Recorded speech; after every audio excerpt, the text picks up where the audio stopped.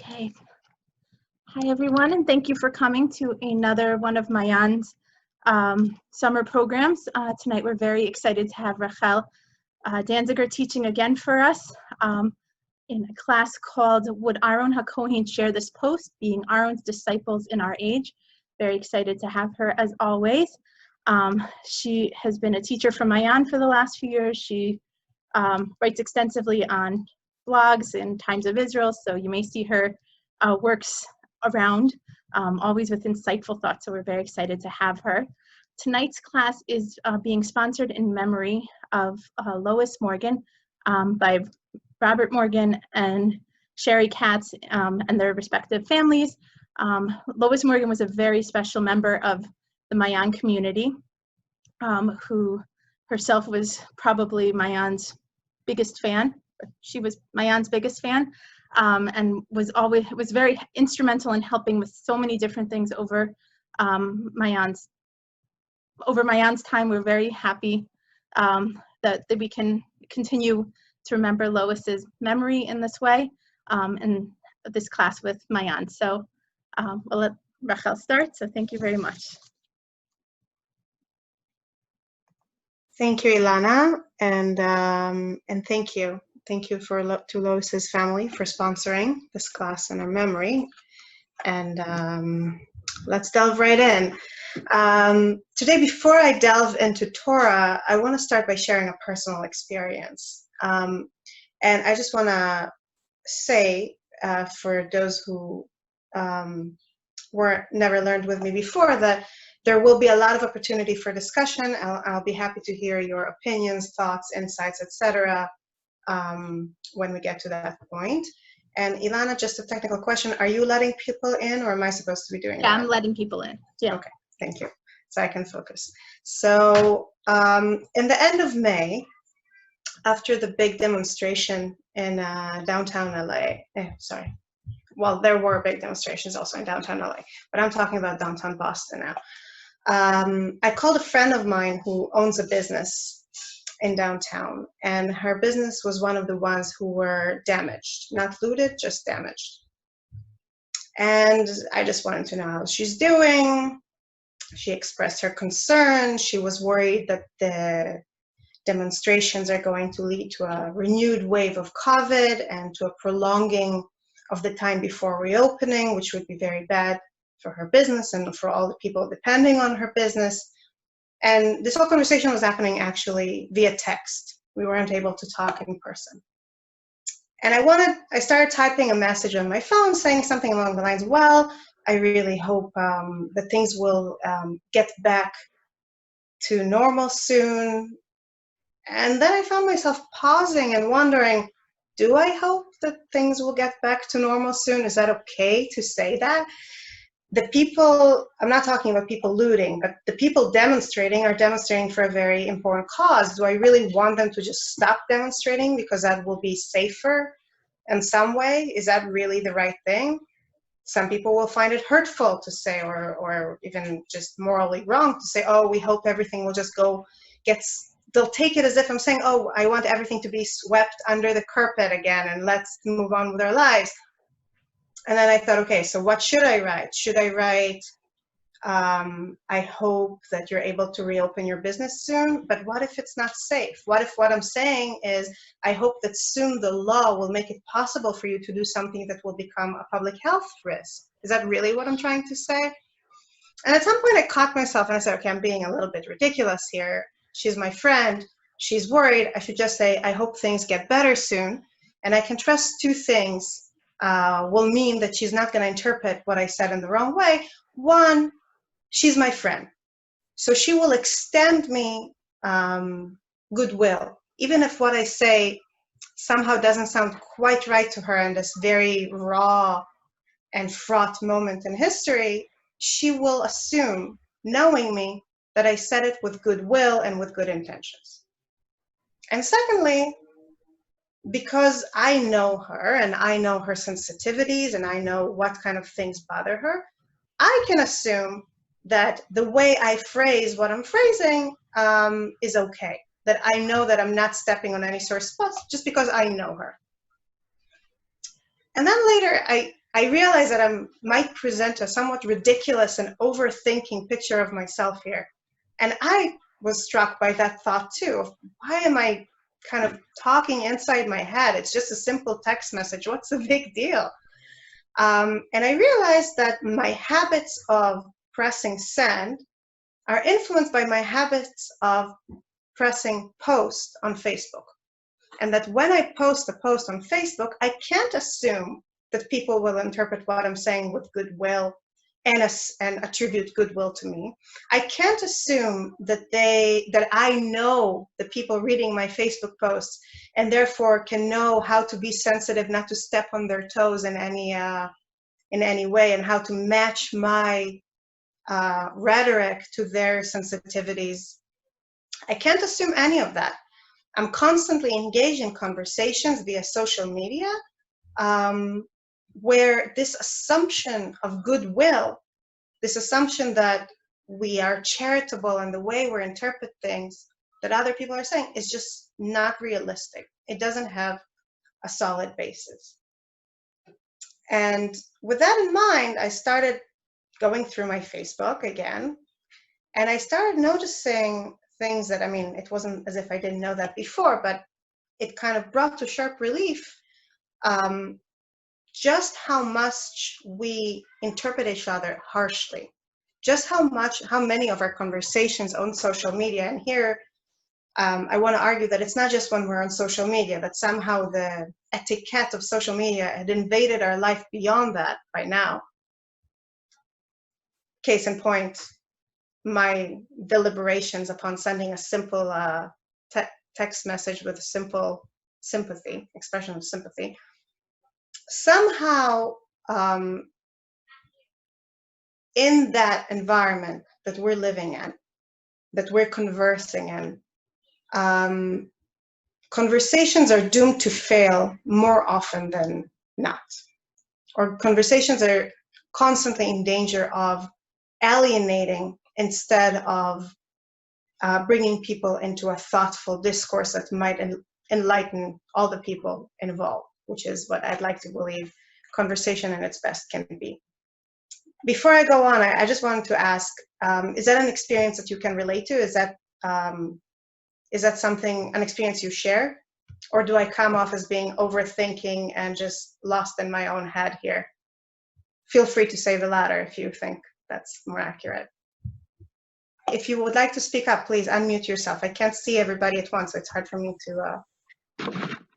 Anne, you want to say something? Kelsey? Yeah, it's very common in written communication because you don't have the inflection or the nuance or the visual connection to understand the thought behind the words, and so you have to be much more careful. Mm-hmm. Yeah. And why do you think that is? So you think that it's because we're missing parts of the communication, that when we're doing written communication, we're missing the intonation, etc. What other reasons might make this environment more toxic, in your opinion? Chaya, you wanted to say something? I think you unmuted yourself, no?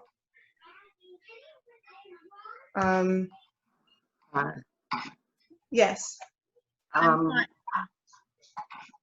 Who is it? I'm sorry. Naomi. Yes. Hi. I'm finding that even with people wearing masks, it's real hard to read facial expressions.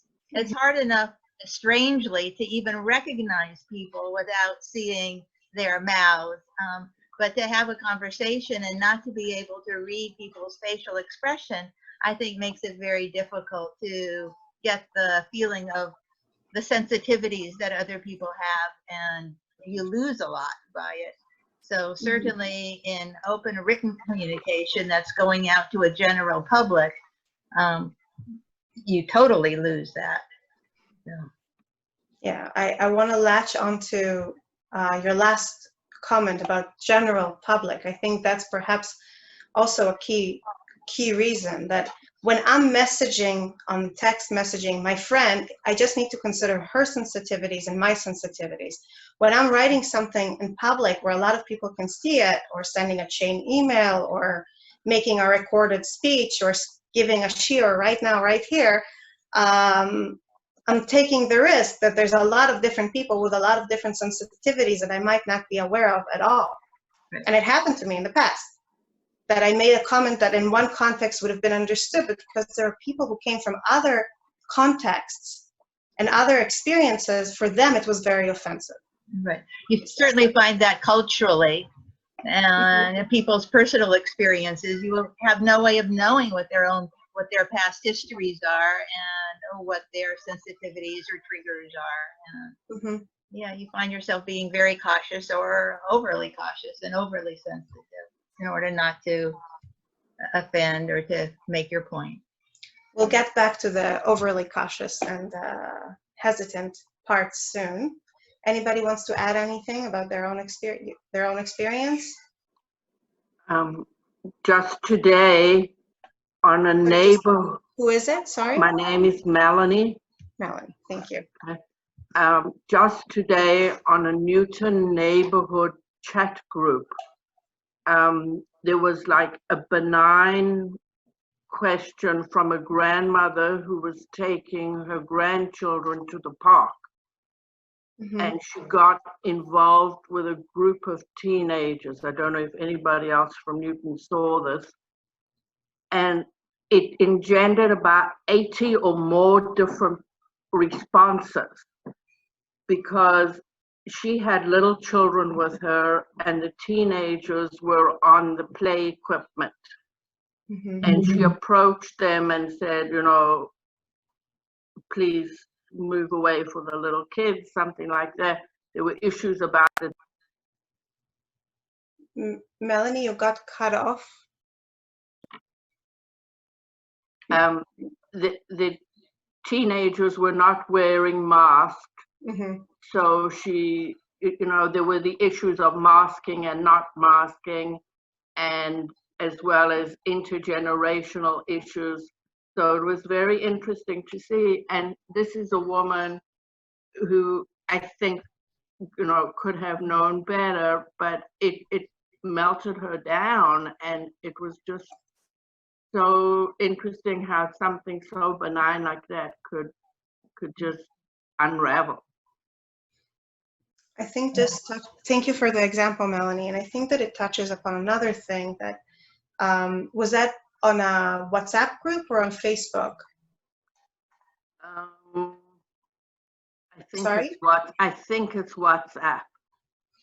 So on both platforms, it's been thoroughly researched by now that things that make people angry get more attention. If it's on WhatsApp, people forward it more or respond to it more.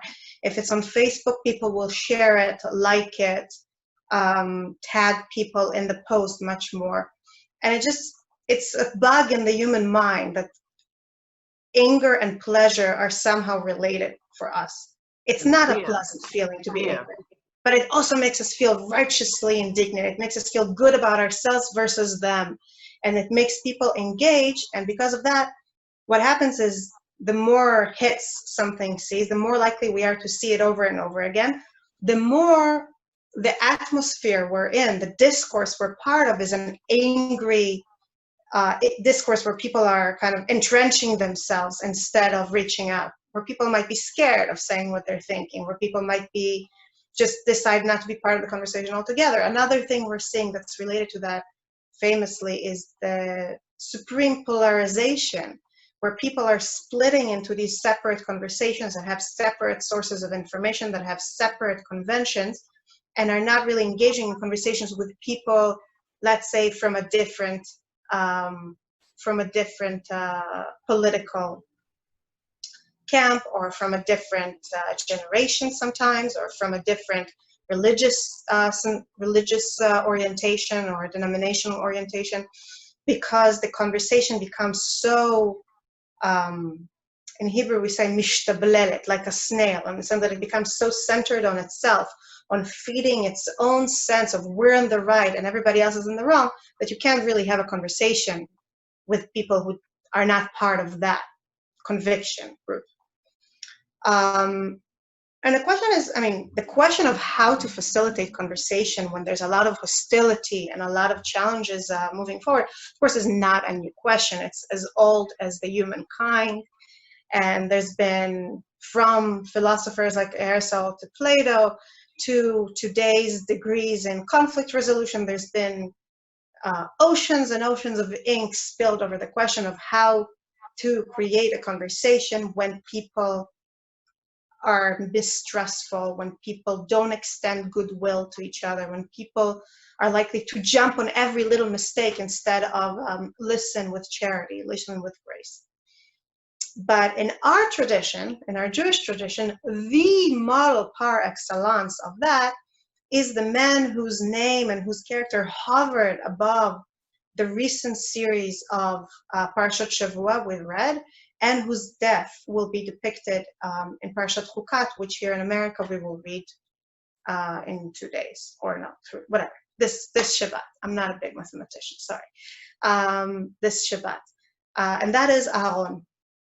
Even though in the Parsha we all read here this week, Parashat Korach, the previous Shabbat, Aaron happens to be in the center of a machloket, of a conflict, because Korach challenges Moshe to a great extent over the fact that Aaron got a certain position that, according to the commentators, Korach felt should have gone to him. Even though Aaron's name becomes embroiled in this conflict, traditionally, throughout our history, the sages, the commentators, the rabbis bring Aaron as this example of a man whose great project in life was to unmake conflicts, to monger peace. Let's look for a second at the source sheet and just ground it a little bit in the text. In the parsha we're about to read, we will see the following verse. The whole community knew that Aaron had breathed his last. All the house of Israel bewailed Aaron 30 days. I want to pause for a second and point out the all here and say that, did you ever hear of a politician or a religious leader or anybody dying and everybody is united in agreeing that this is a great loss? I've never heard of anything like that. And we will come back to that at the end. But Rashi also picks up on that and says, okay, but what does it mean, all?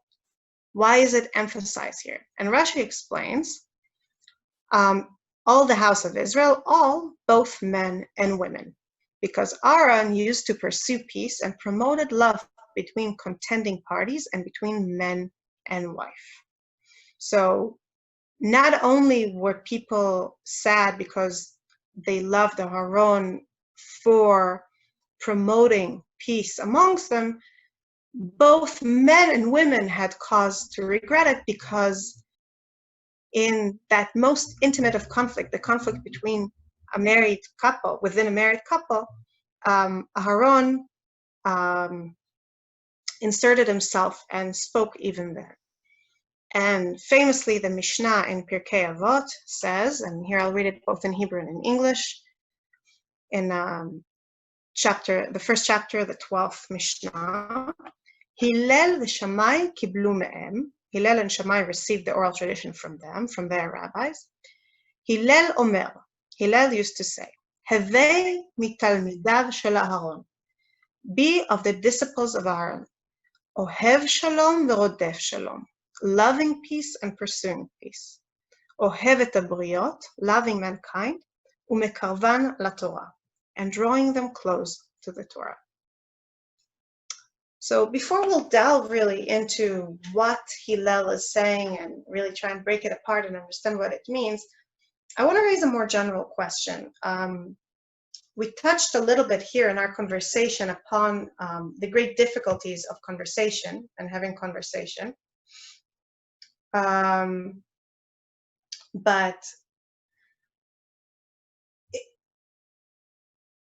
why should we assume that Aaron, who lived in an entirely different world, who couldn't have envisioned Facebook, who couldn't have had any concept of the kind of world we live in now, why do we assume assume? What can he give us? What would it mean, as I wrote in the title of the class, what would it mean to be his disciples today? I'm deferring this question. We'll get to it in a second. But first, before we ask how that relates to us, why is Aaron presented like that? Usually we see how the drash stems from the pshat on some level. What about Aaron makes him the person that is the peacemonger in our tradition? Does anybody have any thoughts about that? Would anybody like to share something? He was one of the one of the first. He wasn't the first, but one of the first older brothers to see his younger brother rise up so much greater than he did, and just be extremely happy for him rather than be jealous or not react. Yeah, and I think you say one of the first brothers. Who else do you have in mind? Menashe. So interestingly, I was looking into the Menashe and Ephraim case. And in the Menashe and Ephraim case, we see that Yaakov prefers Ephraim, the younger brother, over Menashe. But we don't actually see Menashe and Ephraim working together or having to interact a lot over time. So we can't really tell what was going on there. We can't tell if they got along or didn't get along or just lived separate lives mostly. But you're absolutely right that the first time we see two brothers, where the younger brother is preferred, the younger brother is entrusted with the mission, where the older brother shows no sign of acrimony. Furthermore, not only does he show no sign of acrimony, he helps Moshe carry out his mission. And the Midrash in Tanchuma makes a big deal out of it. Let's look for a second here in box number 3 in the source sheet for whoever is looking not here on the screen. And the Midrash is trying to explain what happens when Moshe, after God tells him, after Moshe sees the burning bush and speaks to God, and God tells him, go to Egypt and bring my sons out of Egypt. And he says, I'm not a man of words, as one of his attempts to get out of it, to say, no, I'm not the right person for the job. And God says, enough, Aharon will come towards you. Go, you will see Aharon coming towards you to help you. And here's how the Midrash is talking about it. They loved and cherished each other. At the time that Moshe took the kingship and Aaron the priesthood, they bore no resentment towards each other. In fact, they rejoiced in each other's exalted role. A proof of this is that when the Holy One, blessed be He, told Moshe to go to Paro as his messenger, he replied, O Lord, send, I pray thee, by the hand of him whom thou wilt send. Put out of your mind the thought that Moshe was distressed because he was not willing to go. He tells us, put out of your mind, like you're crazy, you're thinking that he just didn't feel like it. No, that's not the point. That is not so. He actually was concerned about Aaron's prestige. Moshe said, before I was designated to go, my brother Aaron prophesied in Egypt for them for 80 years. It was for this reason that Moshe said, throughout all these years, my brother prophesied, and I should now intrude into his area of service.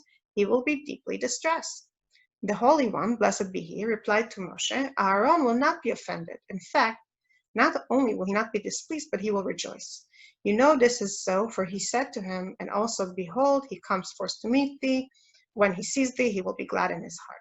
It doesn't say he will be glad with his mouth, or simply he will be glad, but rather he will be glad to see him in his heart. So, as the Midrash points out here, the Pshat itself already tells us that Aaron is willing to overcome his ego to serve the joint purpose that he and Moshe served throughout their lives. And this is particularly potent and important in this particular point in history, because what are Moshe and Aaron supposed to do now? What's their job moving forward?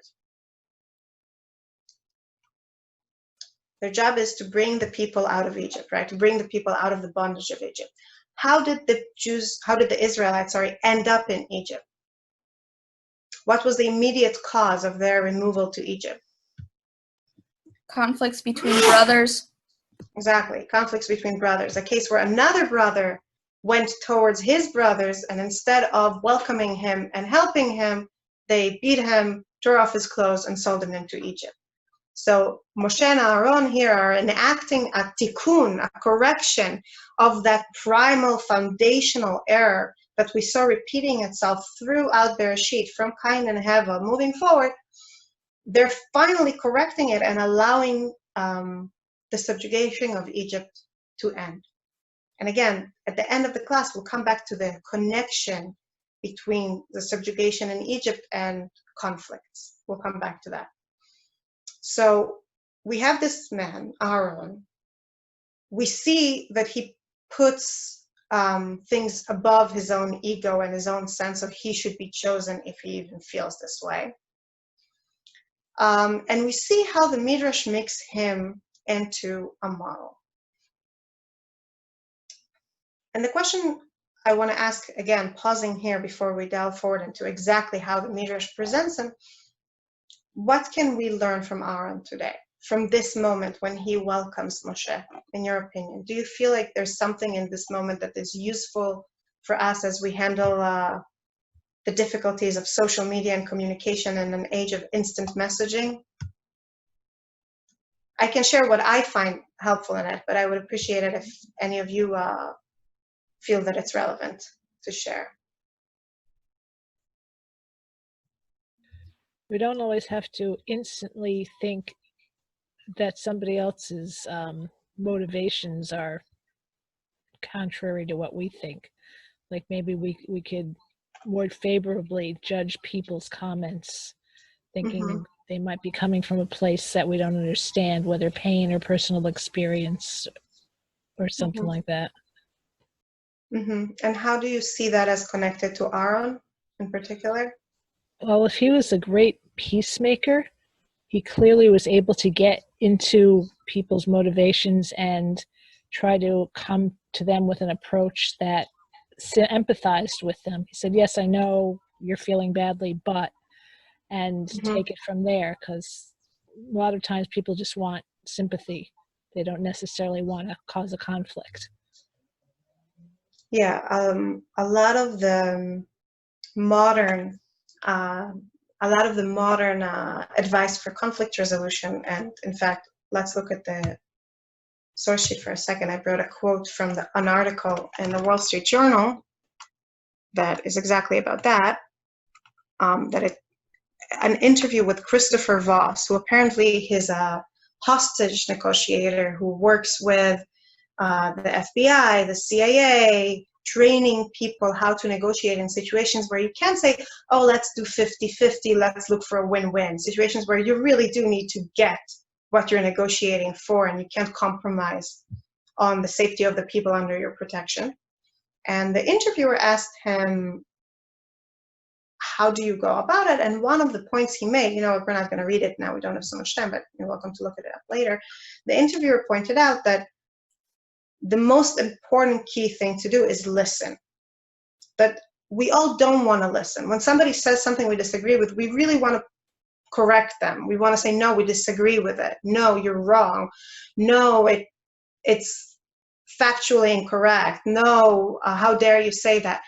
And listen truly, listen deeply, listen from a place of, regardless of what I'm going to say later, right now I'm trying to see the world through your eyes, disarms the other side, the other person in the conversation.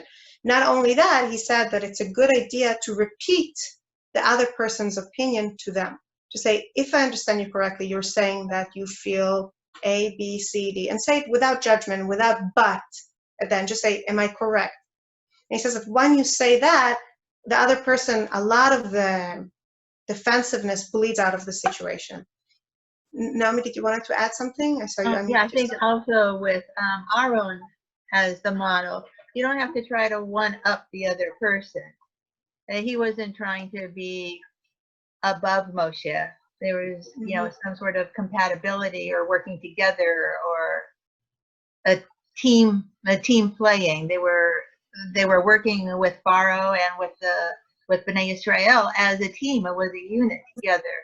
And I think also in working with the families and couples, that's also part of what you were trying to achieve, is to bring out the best in each one and to make it a workable team, and to understand things from each other's perspective, and to Moshe, that way.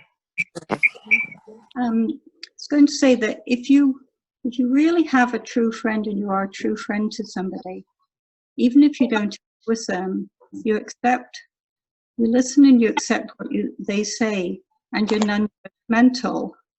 And if you look at Aaron in that role of an arbitrator, he also, in various episodes during the in what we've been reading recently, he shows that acceptance. He shows that he's non-judgmental, but he also shows that he can have solutions.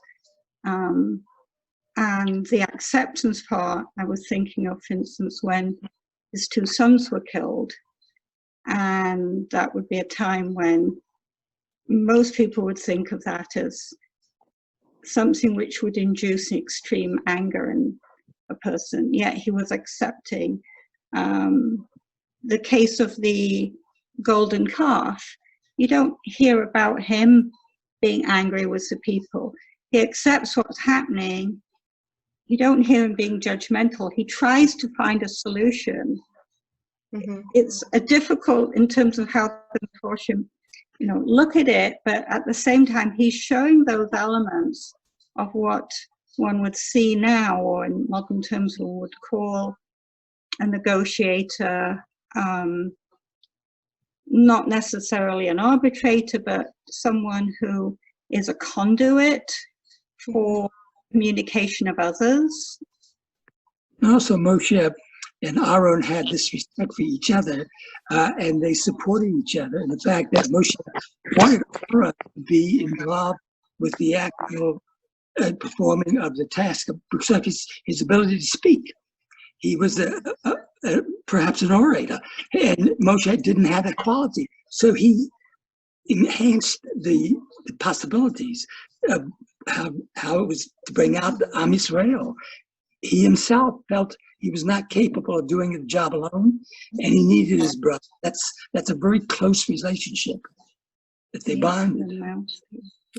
To put what the two of you say together with what Naomi said, I think that what we see is an emerging, very powerful picture. So thank you for bringing all these different angles. That Aaron, in his own relationship with his brother, and both of them really are modeling how people can achieve great things when they work together, when they supply different parts of it. And then when Aaron is put in all these situations of tension around them, as you pointed out, he's trying to find a solution that will make people cooperate. And as Naomi, as you said, he's not trying to make just two random people work together. He's trying to flesh out the basis that's already there in family relationship and friendships that already exist. And I'd like to really highlight two aspects of this that are almost overlapping, but I think they're worth of consideration separately as two separate things. The first is that Aaron prioritizes the shared ground over the personal quest. He is trying to help two spouses to work together, to remember that they're sharing something, that they're working together, that they have something together, and thus put out their personal grievances.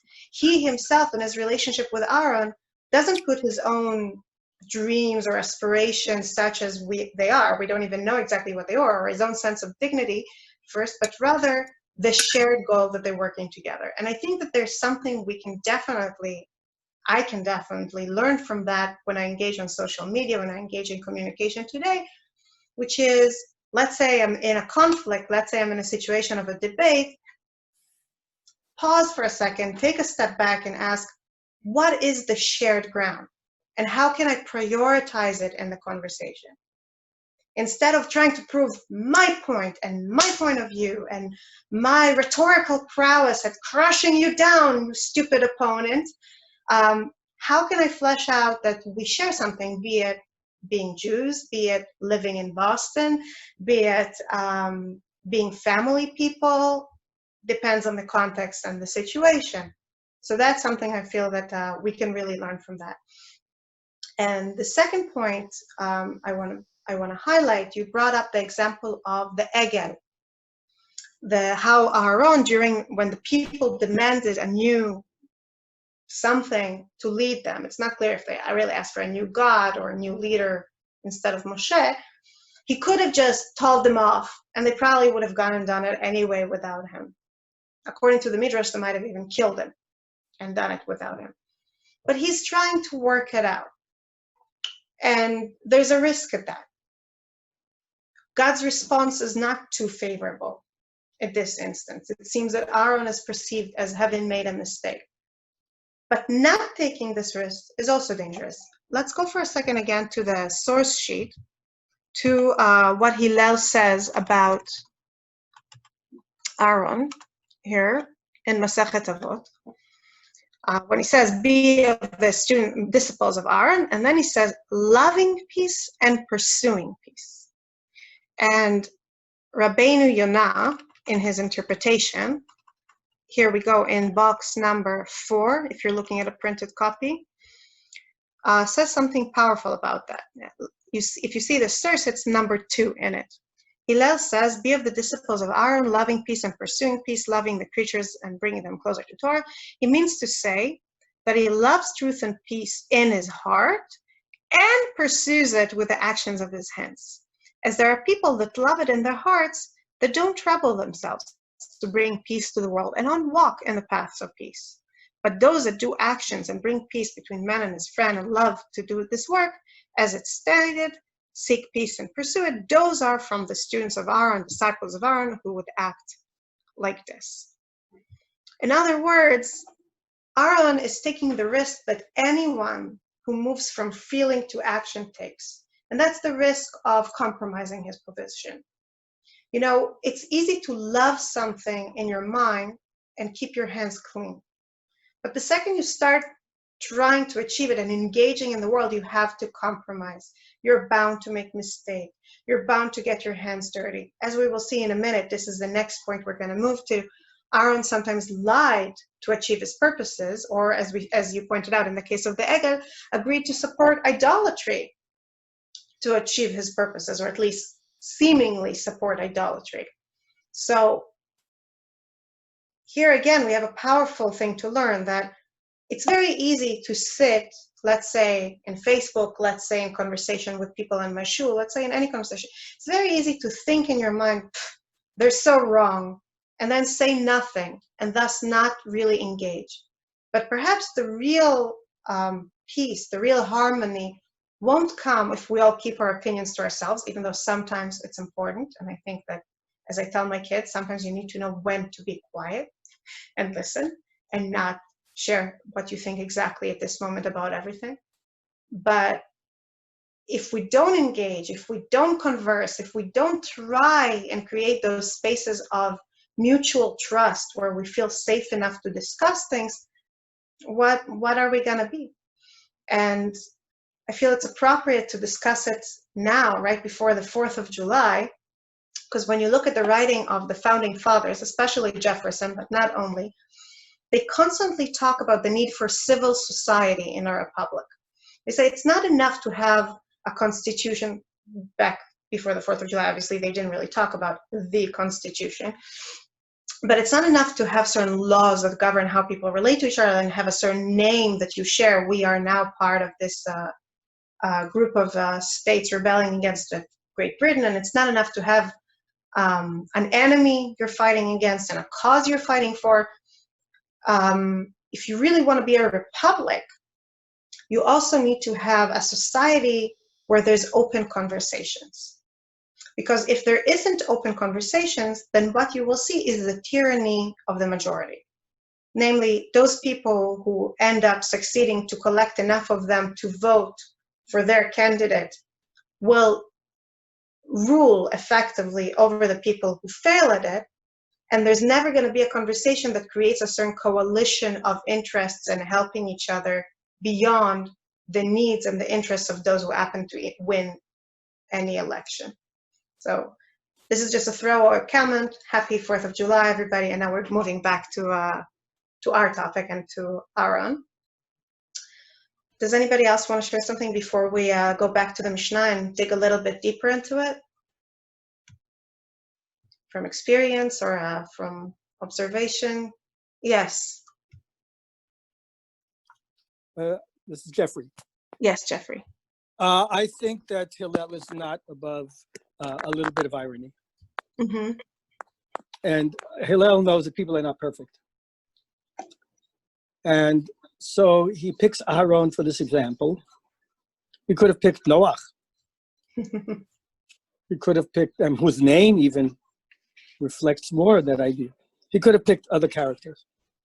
But he picked Aaron, who is controversial. Moses says in Devarim, what he doesn't say in Shemot. He says, God was angry with Aaron. I had to save Aaron by supplicating God because he acted this way. And when Moses spoke to Aaron and said, what made you do this? Privately, Aaron said, you know the people, ki barahu. I know their nature, he said, but their nature is not A+ on the report card. It's a little bit like C-. And Moses doesn't say that to the people, nor does he react to Aaron. Mm-hmm. So he is Rodef Shalom and trying hard to make it possible for people to survive, for Moses to come back. But when it comes to the personal things that happened with Miriam and himself and Moses, they were quite critical of one another. Each one was trying to say, I have a share in this. Well, we're all prophets. And God has to be the one who says, but Moses is different from the other prophets. So Hillel, I think, knows all these situations. And Hillel knows also that people cannot be perfect. And therefore, you have to be Ohev Shalom and Rodef Shalom. But that doesn't mean that you always secure Shalom. And therefore, that even if you point out to the weaknesses of Aharon, the idea is he's trying. And even the case of Moses is trying to say, but Moses, you said that everybody should prophesy. You will not be judgmental. You will not be jealous of them. I'd rather have the people cooperate and all be prophets, says Moses. So this is what, so Miriam and Aaron say, yeah, and we're like Eldad and Medad, you know, we also prophesy. So it's not a perfect system, and Hillel knows that. And Hillel is a little bit ironic, I think. And he says, this is a great figure who represents peace, but he can't always get it. And there are interruptions. And so you have to rotate, you have to go after it anyhow. And you have to be realistic about it. It's not just that I'm writing a poem and it's about pure peace, and there's always pure peace. When you have people, it's going to be some of them berahu. And okay, so I wanted also to say that I read about a different interesting midrash, and it has to do with Aharon's meeting with Moses. Right when Moshe is coming back on the way, Aharon is sent to go greet him, and he goes like even maybe beyond where he has to go far out of the town, to go to meet Moses and to greet him, say, I'm so glad you're coming back. What happened to you? What were you doing all these years, says the Midrash. And he says, and who are these people with you? And he says, this is my wife and my sons. And he says, Aaron says to them, and you mean to say you're coming to bring the people out of slavery, and you're going to first take your wife and your children and bring them into slavery?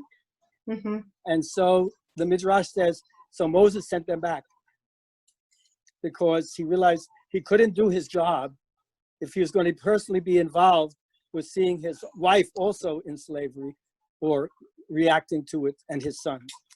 And so that also shows you he is Rodef Shalom, but keep on the mission. keep on the mission, which is you have to do this. And if you're going to have your wife and children there, you're going to try to shield them. You're going to try to lean over backwards to help them. And they won't experience the same thing as the other people. And you won't be able to be that Rodev Shalom. Wow, Jeffrey, this is a lot of, this is a very powerful entry. I want to unpack it a little bit just to help us integrate it moving forward. So first of all, it's a beautiful midrash. Thank you for sharing it. And we'll talk about the irony of Hillel in a minute, but I think that for me, what was most interesting in what you said is that Aaron is not a model for peace in Hillel's interpretation, because he's so perfect and peace-like and always loving, but because he is struggling with it, and sometimes he's erring on this side, and sometimes he does feel ego awakening within him, but he's constantly struggling, which frankly is a much better model for us, because if you put someone saintly on a pedestal, how is he a model for people like us who do feel aspirations and do feel offended when other people succeed where we failed, and do feel like we should have received this honor and not somebody else? He's a much more alive model. By the way, though, I do want to reject the Noach idea, because Noach does not pursue peace for anybody else. He focuses on his own safety. So I'm rejecting that, but we can have a longer conversation about it personally later, Bezrat Hashem. And it goes back to the same, I think, core idea, which is that pursuing peace means getting your hands dirty. It means trying and struggling and failing, not, as you said, writing poems, or as I would say, virtue signaling online by saying, I support this, I support that, but never really engaging with what it actually means. So I think Aaron is very much a model of getting your hands dirty in this way.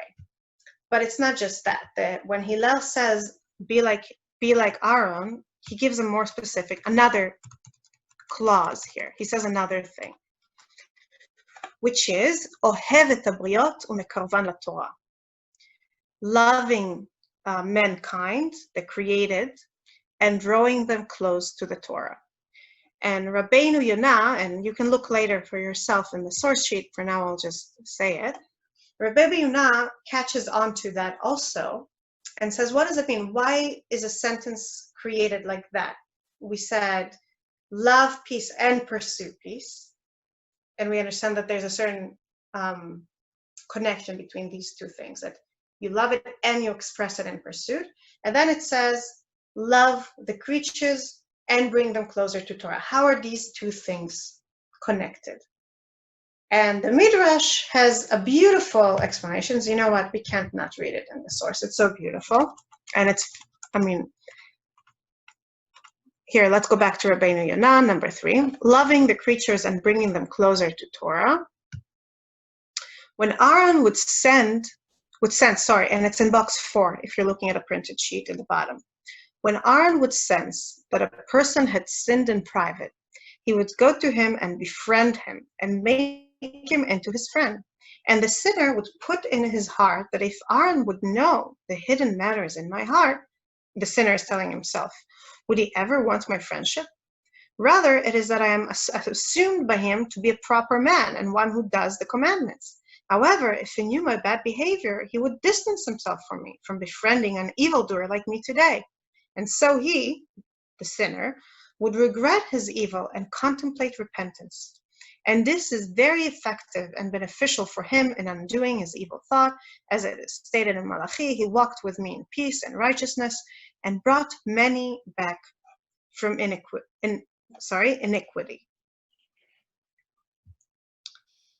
So Aaron, interestingly, doesn't pursue peace by going to people and telling them, doesn't pursue getting people on the right path in the sense of drawing them closer to Torah by going and hitting them over the head with a sermon, because that's of course going to work, right? No, what he does is he makes them want to be in a relationship with him.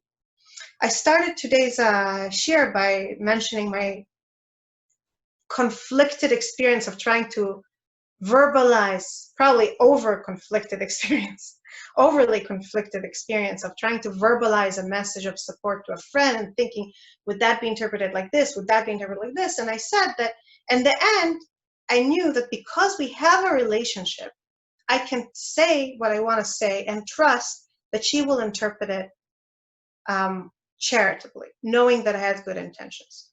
In other words, the fact that we're already part of a shared circle of care, so to speak, means that the conversation we're having within this circle will be more effective and less alienating, will bring us closer and not farther, because we are already invested in being in a relationship. Aaron is in a sense doing a version of the same thing. He's first establishing the relationship. He's first establishing a space where people desire each other's goodwill, each other's appreciation, each other's respect, and then is having the conversation. And I think that this is perhaps one of the key lessons that I personally feel like I need to learn from Aaron as I move ahead with conversations in today's complicated world, which is don't go first to the point. Don't go first to whatever it is you want to express, whatever idea it is you want to prove is superior, whatever point of view you want to prove is the right one, whatever notion of right and wrong you want to get other people to accept. Don't go there first. The first thing you need to do is to establish this foundational level under the conversation of goodwill, of care, of trust, of some sort of relationship. Again, this is not something that's totally alien to the field of conflict resolution. And in the same article that I brought in the source sheet that I quoted before, the negotiation experts points out that there's all kinds of techniques we can use to get the people in the conversation with us, even if we're in a hostile negotiation, to feel a certain level of goodwill or rapport with us. You have to establish that first. So he there talks more in manipulative sense of how do you manipulate people to think well of you so that they would want to do what you ask them to do. So by repeating what they say and making them feel heard, you're making them want to hear what you have to say. By admitting that you might be an idiot, for example, saying, yeah, I guess I'm an idiot, or something like self-deprecating kind of statements. You're inviting them to feel sympathy to your flawed humanity or something like that. By giving them something, you're inviting a sort of reciprocity. All of that is very important, and you know, there's, again, oceans of ink spilled on that from, what's his name? Carnegie, How to Make Friends and Influence People, from that to many, many other examples. Thank you. Thank you. But what Aaron is offering is a slightly deeper version. What Aaron is offering is not just how to manipulate people to want to do what you want them to do, or to want to believe what you want them to believe. He says, first, actually befriend them. Actually create a space where you're actually friends. And I think that the secret here is that it's not just going to make them want to do what you want to do. It'll also make you want to be charitable towards them. Becoming part of our relationship changes all of us involved. And I wanted, again, to put the question to you. How can we, when we engage with strangers or people who are, you know, acquaintances online, how can we establish this feeling of relationship before we engage in pointless, never-ending debates where one person hits the other person on the head and the other person hits them back? Any thoughts?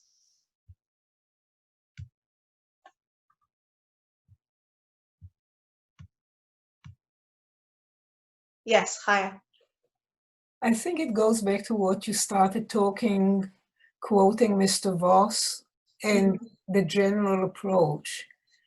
If the assumption is that somebody has to win, then somebody must lose. But if the assumption is from whichever direction we come, we are trying to find some common ground that will allow for a dialogue, that will allow for at least mutual listening, even if we don't come back with the same resolution.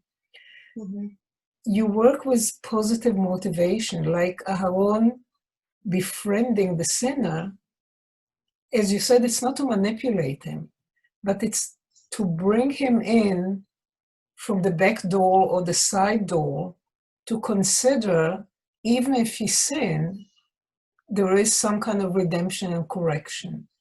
Or even if you are East and West and you come from different ideology, maybe there is some common principle that guides you, whether it's welfare of your people or equality or social justice, and one goes through capitalism and trickle-down economy, and the other one goes from a socialist, we are dividing and sharing everything equally.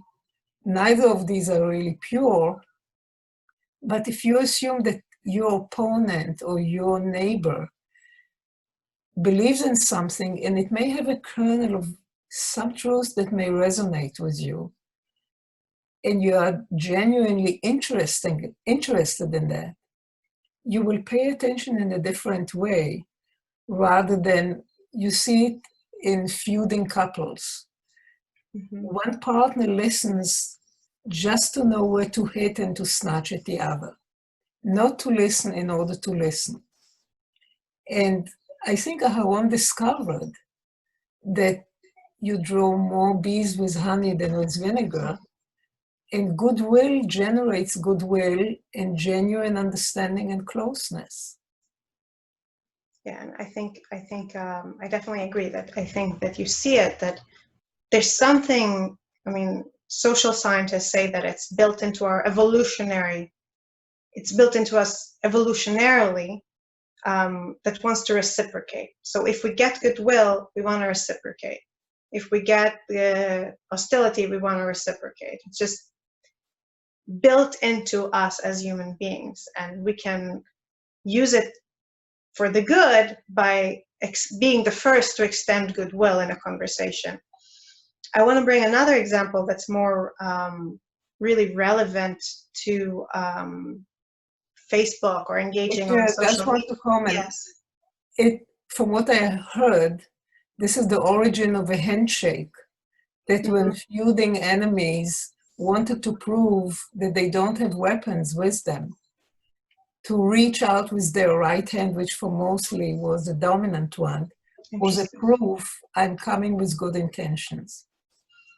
That's very interesting. It's like, I mean, Hobbes presented it very well, this problem of when everybody's defending themselves, when everybody's defensive, how can you dare to be the first one to say, I'm not going to fight for my self-preservation, I'm going to extend you goodwill and assume that you'll extend me goodwill. We want to reciprocate. We don't want to be the first ones to initiate, because then we open ourselves. And there's certain rituals, I never heard of that about the handshake, but it makes sense. There's certain rituals that allow us to do it at the same time, or that allow us to expose our soft flank as the other person is exposing a soft flank emotionally. I'm not speaking just physically, at the same time. I think that when it comes to social media, one technique that I read about in various articles that analyze people's behavior online is that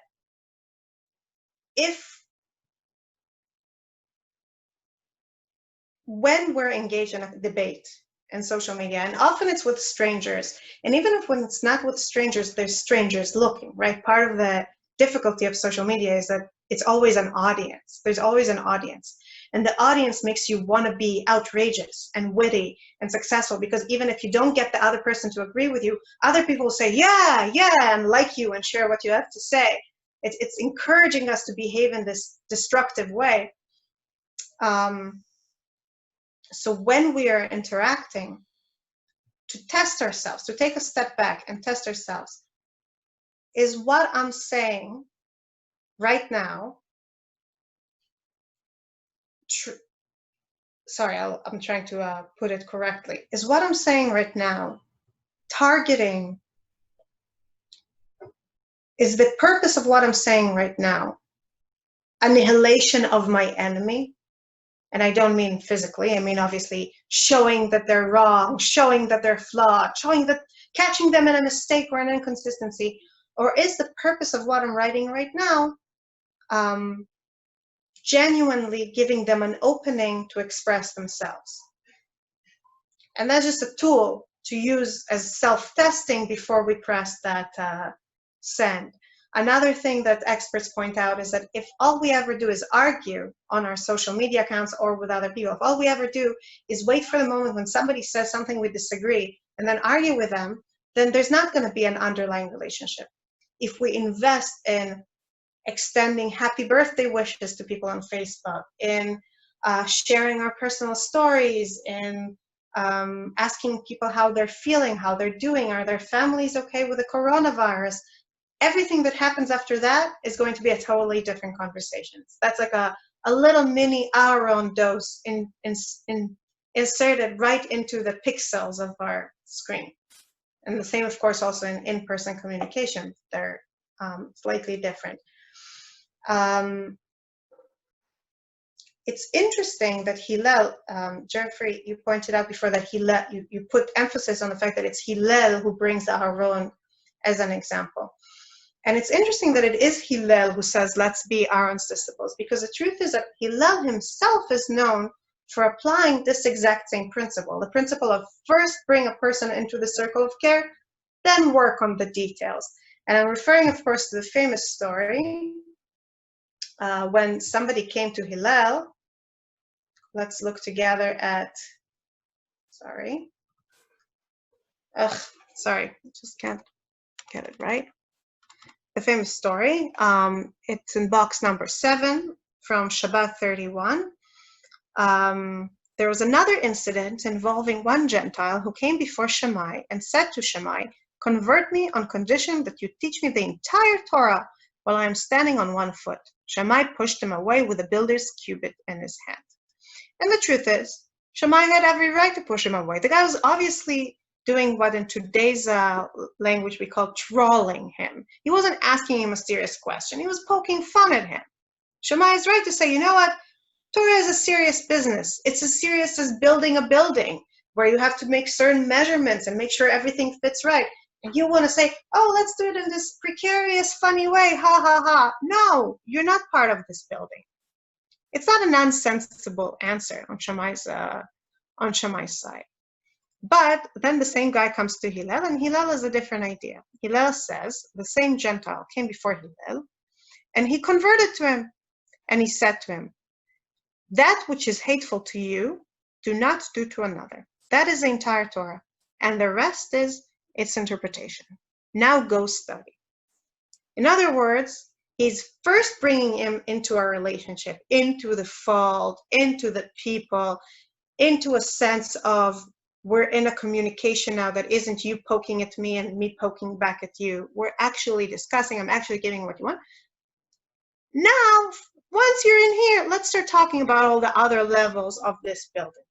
Interestingly, Hillel's technique and Hillel's message, what he's actually saying, are perfectly aligned. It's beautiful, because that's also what he says. He says, the core of the Torah is that which is hateful to you, do not do to another. The core of the Torah is the way we relate to each other, the kind of basic sense of relationship between us. Everything else is built on that.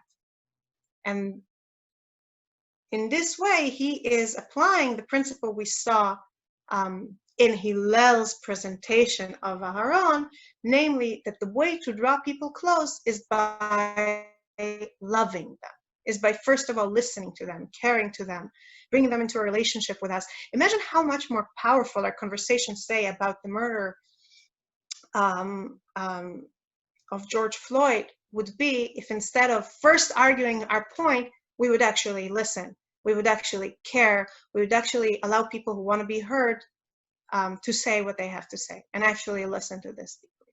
It's a totally different conversation the second we're doing it this way. But Hillel is not the only one who's applying this rule of Aaron's, of love people and then within that have the conversation. Interestingly, God himself, I feel a little chutzpahdik just saying that, but God himself uses the same technique. And we see that in the parsha we just left behind, the devastating parsha of Korach. The people come, led by Korach, leaders come and say, you, Moshe and Aaron, madua titnasu, why are you setting yourself up? we're angry, and there's this feeling of violence in the air. And at first, God intervenes with anger. And Moshe is trying to say, wait, God, wait, don't respond. And he tries to talk to the people. He tries to go. He tries to engage them like Aaron, famously. So does Moshe try to pursue peace. When that doesn't work, God sends this famously abnormal message by opening the ground and swallowing Korach and his men. And then burning all the people who said, we want to be the priests, and brought Ktoret in the I'm blanking, in the machtot. Can anybody say how you say it in English? I'm blanking on that. Like frying pans or something. Like frying pans, yeah. There must be a word for that. No, but I don't know what it is. Skillet. Fire pans, fire pans. Fire pans, thank you. So God made this point. God killed all the people who were involved. Does that solve the problem? Does that solve the conflict? No. The next day, the very next day, let's look in the first box on the bottom, Numbers 17:6. Next day, the whole Israelite community railed against Moshe and Aaron, saying, you two have brought death upon the Lord's people. In other words, banging the people on the head and telling them you're wrong and we'll prove you're wrong, and bringing in this literally deus ex machina solution that swallows them out and proves that they were wrong, doesn't actually convince the people. That doesn't actually work. It doesn't actually make the people feel that Aaron's election and Moshe's leadership are any more legitimate than they were before God opened the ground and swallowed all the people who challenged it. So instead, what God does is something very powerful. He says, you know what? Let every one of the heads of the different tribes write his name on a staff of an almond tree. And Aaron will write his name on the Levi staff. And we'll put all these staffs in Ohel Moed. And the staff that will blossom is my chosen priest. And the people agree, and the priests, the presidents, the heads of each tribe write their names on the sticks. It's easy to kind of miss this moment because it comes on the heels of all those other great events. But the truth is that this is a moment when God puts on himself the hat of conflict resolution expert. When God says, you know, we're not going to solve the problem of legitimacy. We're not going to solve the problem of people agreeing on how things are with force. Coercion is not going to work. If we're using it in terms of our Facebook conversation, making this huge rhetorical feat that will convince everybody that I am right and you are wrong, that's not actually going to change your mind. If we want to achieve an agreement, people have to agree on the terms of the conversation. They have to agree and write their names on the sticks and agree that they will respect the results of the election in this case, which is not a ballot, but rather a blossoming tree. And how beautiful it is that what actually convinces them, because after that the conflict ends, what actually convinces them is not death, but rather new life, rather life coming out of this staff. And perhaps what's nourishing this acceptance of this moment is the fact that they agreed and that they were part of a conversation and that they entrusted themselves to this process, as Aaron teaches us to do. Before we try to round it all up, we touched upon a veritable sea of things here, in a sense. There's two more ideas that I think are important to note. One is hiding in the Mishnah. We looked at Hillel Zaken's words about Aaron, and we saw that he loves people. We saw that he, sorry, I'm getting it now. Okay, I can't. We saw that he pursues peace actively. But what about the beginning of the Mishnah? Hillel and Shammai received the oral tradition from them. Hillel used to say, be of the disciples of Aaron. I used to think until this year that this is just an introduction, that what it means to be a disciple of Aaron is what the rest of the Mishnah explains, that these words are in a sense, they're just like the title of the Mishnah. But Professor Ben Dinu, who was quite the Renaissance man, studied in yeshivas in the beginning of the 20th century, then became a huge scholar in Israeli academia, then served as the first minister of education in the state of Israel ever, a very impressive man. And he wrote a critical interpretation, borrowing from traditional commentary and modern scholarship on Masechet Avot. And he says, when you look at these words in context of Hillel's life, the words "be of the disciples of Aaron," they're much more pointed than we think. Because Hillel lived during the great conflict between the Prushim, the Parasites, whatever. Pharisees. Thank you, the Pharisees, and the Tzdokim. The Tzdokim were priests. They were the sons of Aaron. And they formed their own elite, and they didn't want the people to be part of their system. And they treated with great disdain everybody who wasn't a priest. And Hillel, as part of the new meritocratic class of scholars of Torah, is saying, be of the disciples of Aaron. And the words that are hidden here, the words that he's not saying, but his contemporaries would hear is, be of the disciples of Aaron and not of the sons of Aaron. In other words, the sons of Aaron, the Tzadokites, are not behaving like Aaron, and therefore they don't deserve his legacy. And I think that this is, while we are no longer struggling with the conflict between Pharisees and Sadokim, this is a very pointed reminder also to us. You know, we can sit here in this conversation where most of us are on the same page in many ways. I'm not presuming to know exactly on what page you are in anything, but we're all here, right? We're a self-selective crowd. And say, yes, it's so important to have, civil discussions and create relationships and underpin and underwrite our disagreements with a sense of camaraderie and community. It's easy for us to do it here. But if we want to be the disciples of Aaron, we need to own this legacy with our actions. We need to rise to it. We can't just rest on the laurels of knowing that we inherited this great idea from our great ancestor, Aaron. Like the priests in the time of Hillel, whose challenge was, will you just be the sons of Aaron or also the disciples of Aaron? It's our challenge too, regardless of priesthood. Will we just learn these ideas? Will we just enjoy these ideas? Or will we go and apply them? And I know that the time is over, but I can't finish without saying this. We are soon entering the weeks in the Jewish calendar where we mourn what we lost, where we mourn the temple, where we mourn the whole way of life that we had around the temple, the first and the second temple. And famously, we're told that the second temple was lost because of sinat chinam, because of a hatred for nothing.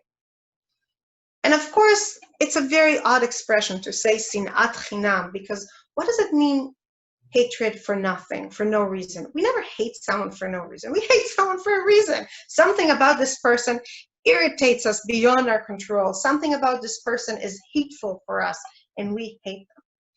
Perhaps a better way of looking at it is that, yes, we have a reason. But if we were to look at this reason in the context of the entirety of this person, we would see how little it is. We would see how we're narrowing our perception of this other person and making whatever it is about them that we hate into the face-all, into something that earns our hate, that deserves our hatred. Whereas if we allowed ourselves to look broadly, to listen deeply, as someone said before, to experience the person in more ways than just the narrow plane of our disagreement, everything about our hatred would dissolve. And perhaps this is the core of everything else we discuss about Aaron and about our own interactions in the world this evening. Because what Aaron does by creating relationships, by going out of his ways to bring people into relationships with each other, a husband with a wife, a friend with his former friend, himself with his brother, the people with himself and with Moshe when Moshe is absent and they're asking for a solution. What Aaron is doing is not seeing just whatever it is that the disagreement is about, not seeing just the fact that the people are asking for an idol, not seeing just the fact that his brother is now going to one-up-man him, not seeing just whatever it is that caused a friction that he's now trying to correct by befriending people or going and intervening in their business and getting them to talk to each other. He's choosing to see the entirety of the person, of each of the people. And furthermore, he's choosing to represent the entirety of each person to each other. And I'll finish with that.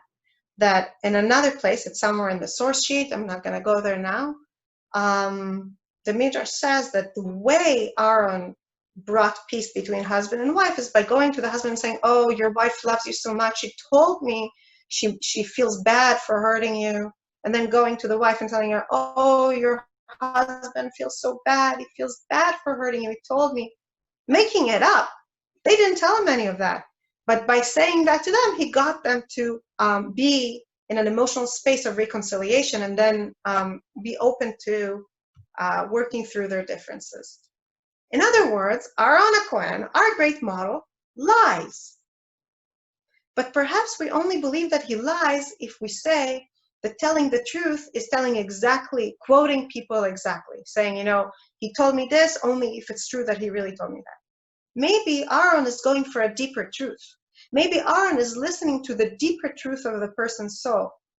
And maybe the person can't express that he or she wants the relationship back, but Aaron sees it and gives voice to it. Again, he's not looking at the narrow, expressed, hostile words. He's looking for the deeper layers, the many layers of the human psyche, and he talks for that. And perhaps that's what we can take with us as we go to social media, as we go to argue with each other, as we go to debate, as we go to converse, as we go to all those things that are part of engaging with humanity, not only to listen, not only to be kind, but also when we represent each other, be it the person I'm disagreeing with and I'm trying to say, this is what you're saying, and I'm arguing with it, be it when we talk about other people, each other, to do it with a sensitivity to the entirety of the person and not to the narrow little sliver that we see written black on white on our screen and that gets our blood riled and makes us want to attack. On that note, thank you. Does anybody want to add or ask or challenge or disagree? Yishar Koach. Thank you. Robert? Thank you, Rachel, for a very lovely and clear Dvar Torah, and very important one in this particular very trying times with communication. Yeah, very tiring and difficult times. Thank you.